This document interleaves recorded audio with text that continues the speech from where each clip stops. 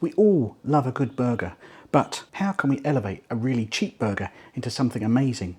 If you've got the best techniques and the best ideas, what can you do with a food as cheap as 28p? I'm Gary from Big Spud, and I've spent the last couple of years looking at the recipes, methods and techniques of Marco Pierre White, and I think I've studied enough about him to figure out how he would approach this sort of task. I want to take the cheapest burger I can find and turn it into something amazing. I found these frozen beef burgers in my local supermarket, and I'm not picking on these ones particularly, they're just the nearest ones to me. And I paid £2.25 for a box of 8. The ingredients say they're 62% beef, and then water is the second ingredient, and then onions. I want to see what methods we can do to improve this. Let's start by frying a burger, just to see how it is.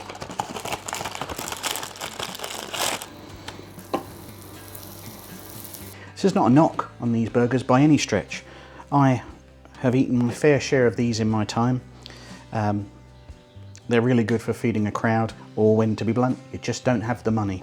And really what fills the air as it cooks is that seaside or fair memory when a guy in a burger van rocks up and he wants to sell as many burgers as he can for as much as he can get away with as much profit as he can. And when you're at the seaside and you get that van with a hot plate in, a few onions that he's cooked there on the hot plate, and you pay your pound or whatever, and you get that, it's just that perfect sense memory of having a really cheap burger, but at the right location. Okay, well let's give that a try. It's coloured on the outside, but a little greyish. Now it's not awful. It's got a crumbly texture, probably closer to meatloaf than anything else, but it will satisfy that burger itch. But I wonder how we can take it a little bit further using techniques borrowed from the man himself. Through his techniques of basting, searing and resting, let's see what we can get out of these burgers that cost me 28p each.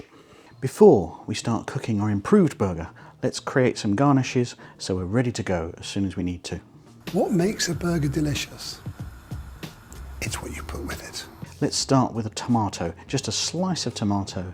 I'm just going to give it a hit with some flaky salt and leave that to the side for a few minutes. That salt is going to draw some moisture out of the tomato, and then that salty, juicy tomato goodness is going to soak back in and will amplify the flavour of the tomato. And next up, some gherkins. The great divider, which some people love, some people hate. Just slicing into chunky pieces so we can scatter around our burger. And next, a shallot. There are very few Marco recipes that don't contain a shallot. And whilst there's already onion in the burger, I want to just amplify that fresh onion taste. A little crisp fresh lettuce. And next for Marco's signature sauce. Not quite a Big Mac special sauce, but no, something quite different, quite unique. First of all, we're taking salad cream.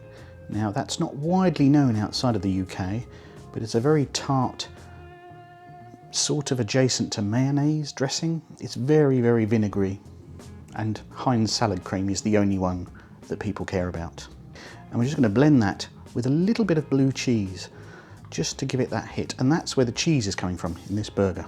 And with our garnishes ready to go, we can start assembling our improved cheap burger. So I'm just going to gently fry these shallots, just to take the harsh edge off it. I don't really want to soften them or cook them down. And just before they finish, I'm going to add a little Worcester sauce, little Liam P. I love Worcester sauce. Just a teaspoon or so, just to glaze the onions as they finish. Before I actually cook the burger, I'm just going to wipe it out with a towel to prevent burning. The first technique I know he would love is to use butter, clarified butter. That is butter where you've melted it and allowed the solids to separate. A life without butter is not a life, trust me. Let's just add in our burger.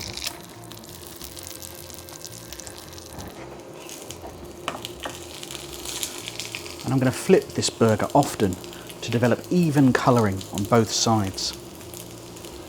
Actually, I mentioned the onion. You can really see the pieces of onion in there. And based on the flavour that I tasted in that burger, I'm going to add a little more pepper. White pepper, which is Marco's favourite. And this is only going to take a couple of minutes on each side. I'm just going to continue to flip it until we're nearly done. Taking real care on it, managing the heat, listening for it, not walking away. All things Marco advocates, paying attention to it. Teach yourself to use all your senses. So we've got really decent colouring there, so I suspect we're done. So let's add one more magic Marco ingredient. It's a Knorr stock pot. The stock pot, Beef stock pot. the stock pot is Stock pot. and one stock pot to begin with. Or chicken stock pot. Knorr stock pots. Chicken stock pot. The stock pot. Yes, I'm just using about 1/3 of a stock pot in a couple of tablespoons of water. It's very concentrated and it's going to form a glaze.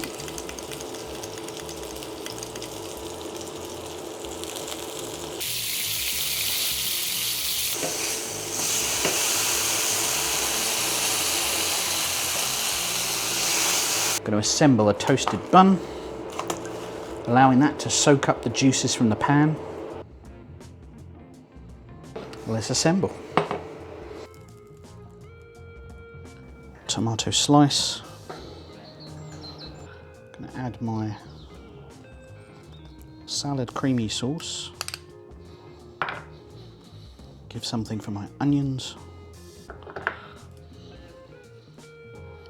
And my lettuce to cling to.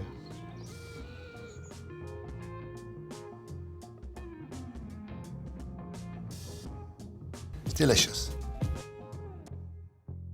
And so we have my Marco inspired cheapo burger. I have to say, that's pretty good. You can taste that butteriness. You can taste the extra beefy flavours that I've added to it. It's come out great. Is it the best burger I've ever eaten? Of course not. But we've elevated that 28p burger a damn sight. It's just a bit of fun. Here on this channel, I just like playing with different techniques and ideas and seeing what could help you in the kitchen. Now maybe you're not working with the cheapest burger possible. Maybe it's a really good one. I would still recommend clarified butter, and I would still recommend a little beef stock glaze at the end, just as it's about to finish. Just to coat it with that sheen of extra beefiness. I think that's worked really well. If you liked that, you'll probably like this comparison video I did about other celebrity chef burger recipes. And I'll catch you next time.